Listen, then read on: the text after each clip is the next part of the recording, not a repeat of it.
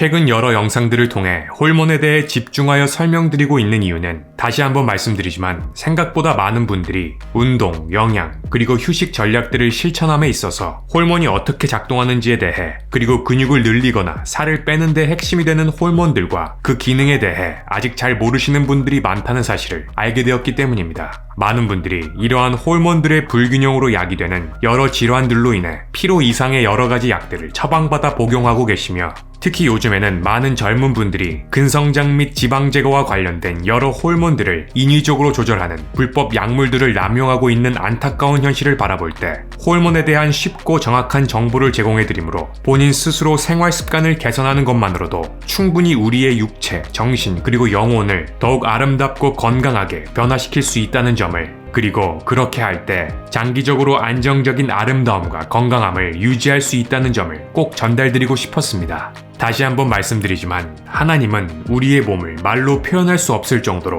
멋지게 만들어 놓으셨습니다.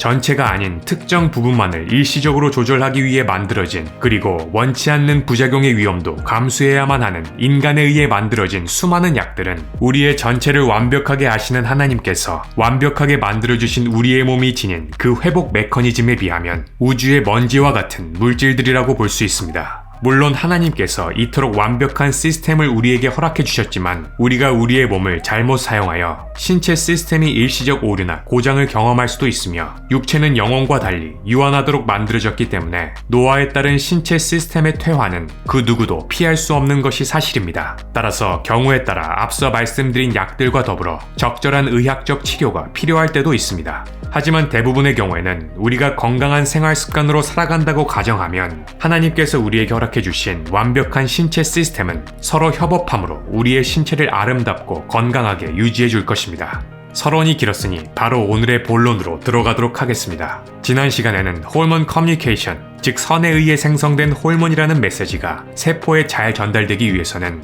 메시지인 호르몬 자체의 분비도 충분해야 하고 메시지를 듣는 귀인 수용체 또한 귀를 닫고 있지 않아야 하며 특히 지방연소 호르몬들의 경우 간을 거치게 되기 때문에 간 기능 또한 이상이 없어야만 한다고 말씀드렸습니다. 그렇다면 원활한 호르몬 커뮤니케이션을 막아 호르몬 미스커뮤니케이션을 야기하는 그 주범들은 누구일까요? 너무 많이 먹어서 그럴까요?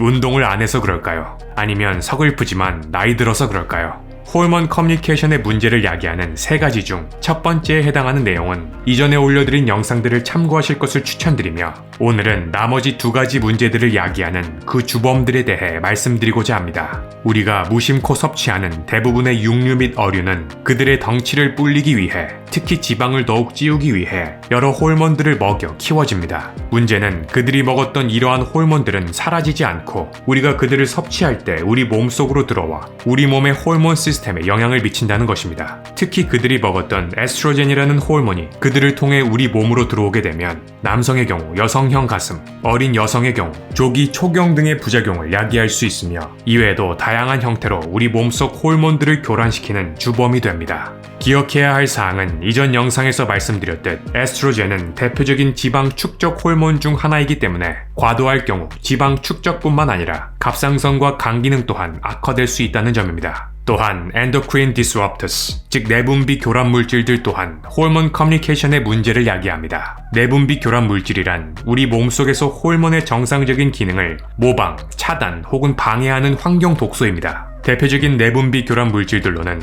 농약, 살충제, 제초제, 살균제, 플라스틱, 그리고 중금속 등이 있습니다. 특히 육류 및 유제품에서는 상당량의 내분비 교란 물질들이 발견되는데 문제는 이러한 화학 물질들이 우리 몸속에서 마치 호르몬인 것처럼 활동한다는 것입니다. 이들은 호르몬 커뮤니케이션에 있어서 핵심인 호르몬과 세포 간의 결합을 방해하므로 즉 쉽게 말해 세포의 귀인 수용체를 막아 호르몬이라는 메시지를 듣지 못하게 방해하므로 세포가 제 기능을 수행하지 못하게 합니다. 우리는 나이가 들수록 실제 귀 또한 노화되어 청력이 약화되기도 하지만 호르몬의 귀인 수용체 또한 점점 막혀가는데 이렇게 호르몬의 귀를 막는 주범이 바로 이러한 내분비 교란 물질들입니다. 여기서 중요한 점은 이러한 내분비 교란 물질들은 아주 소량만으로도 호르몬 커뮤니케이션의 교란을 야기하여 지방 제거 호르몬들의 그 기능을 억제하므로 우리 몸을 비만하게 한다는 것이며, 더 큰 문제는 해당 내분비 교란 물질들이 암을 일으키는 발암 물질이라는 점입니다. 따라서 지방 제거 목적뿐 아니라 암 예방 차원에서도 우리는 지금부터라도 이러한 내분비 교란 물질들이 우리 몸으로 유입되는 모든 경로를 가능한 한 차단해야 할 것입니다. 이를 위한 실천 방안으로는 우리가 섭취하는 모든 식재료를 가능한 한 유기농으로 구매하여 섭취하는 것입니다. 왜냐하면 유기농이란 화학적 비료, 농약, 살충제, 제초제, 살균제 등을 사용하지 않았다는 것을 의미하기 때문입니다. 그럼에도 여러 가지 이유로 매번 유기농을 구매할 수 없을 수도, 혹은 때로는 외식을 해야만 하는 경우도 있기 때문에 해당 유해 물질들의 유입을 완전히 차단하는 것은 불가능할 것입니다. 따라서 우리는 이러한 유해 물질들의 유입을 기존보다 반만이라도 줄이고,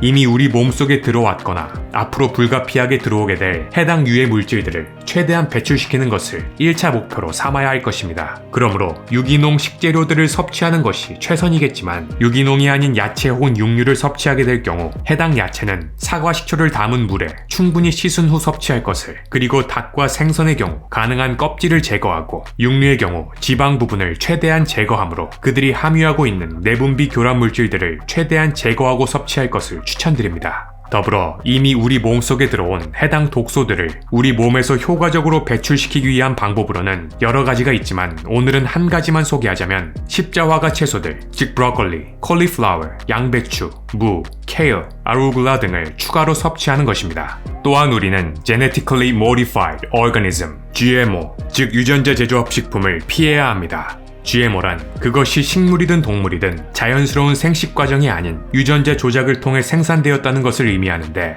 문제는 이러한 GMO가 우리의 여러 신체 기관들의 부전, 위병변, 간 및 신장의 손상, 각종 알러지 반응, 그리고 각종 암 등을 야기한다는 것입니다. 따라서 우리는 가능한 한 GMO 음식을 피해야 합니다. 이를 위한 간단한 실천 방안은 음식 재료 구매 시 항상 Non-GMO라는 문구를 꼭 확인하고 구매하는 것입니다. 마지막으로 커피에 대해 살펴보겠습니다. 하루에 커피 2잔을 마신다는 것은 연간 약 8kg의 커피콩을 소비한다는 것을 의미하며, 이는 커피나무 12그루의 연간 수확량입니다. 문제는 해당 12그루의 커피 나무들을 키우기 위해 매년 약 5.5kg의 비료와 농약이 사용된다는 것입니다. 즉 우리는 소량만으로도 우리 몸속 호르몬들을 교란시킬 수 있는 해당 내분비 교란 물질들을 매일매일 몸속으로 퍼붓고 있는 것이나 다름이 없습니다. 또한 커피가 지닌 카페인은 우리를 각성시켜주는 여러 효과 또한 지니지만, 반면에 과다 섭취 시 우리의 부신 기능을 떨어뜨릴 수 있습니다. 그렇다면 커피를 무조건 끊어야만 할까요?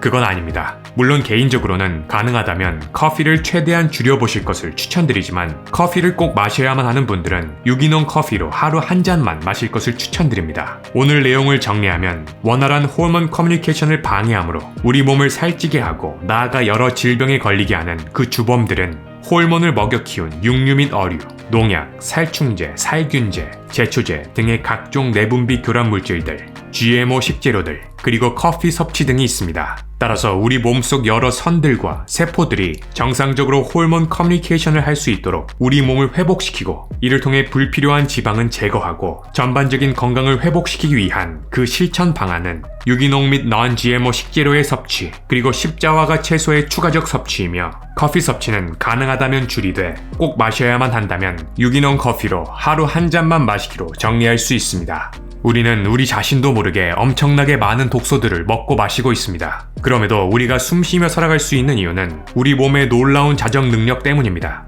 하지만 아무리 하나님께서 훌륭하게 우리의 신체 시스템을 만들어주셨다고 하더라도 우리가 우리의 몸을 사랑으로 잘 돌보지 않으면 원치 않는 질병이 찾아올 수 있고, 이로 인해 수명도 줄어들 수 있습니다. 우리는 이 세상의 모든 기업체들을 합친 것보다 더 훌륭한 신체라는 선물을 받았습니다. 따라서 신체를 건강하게 경영하는 것은 기업체를 성공적으로 경영하는 것보다 더 중요합니다. 본 영상을 시청하시는 여러분 모두 신체를 먼저 건강하게 경영함으로 본인이 수행하시는 다른 모든 일들 또한 성공적으로 경영하시기를 소망합니다. 오늘은 호르몬 커뮤니케이션의 문제를 야기하는 주범들과 그 회복 방안에 대해 알아보았습니다.